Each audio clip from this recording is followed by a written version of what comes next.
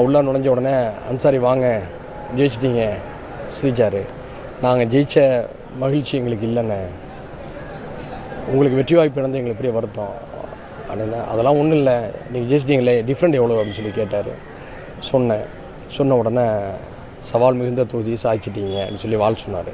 அப்போ நான் சொன்னேன், மொத்த தமிழ்நாட்டு மக்களுடைய மனநிலை ரொம்ப சோகமாக இருக்குது. எங்கள் கட்சியில் சவால் மிக்க ஒரு தொகுதியை தந்தீங்க, போட்டியிட்டோம். கூட்டணி கட்சியினருடைய திமுக தலைமையிலான கூட்டணி கட்சியினருடைய சிறப்பான உழைப்பினால் ஜெயிச்சிட்டோம். இப்போ மனசு ரொம்ப கஷ்டமாக இருக்குது. எங்கள் கட்சியில் ஒரு முடிவு எடுத்துருக்குறோம், நீங்கள் சட்டமன்றத்துக்கு போகணும், மக்களுடைய விருப்பம் அதுதான். எங்கள் கட்சிக்கு மனிதநேய ஜனநாயக கட்சிக்கு நீங்கள் தான் அந்த தொகுதியை கொடுத்தீங்க, இப்போ உங்களுக்காக அந்த தொகுதியில் நான் ராஜினாமா பண்ணுறேன், நீங்கள் இந்த தொகுதியில் போட்டின்னு சொன்னேன்.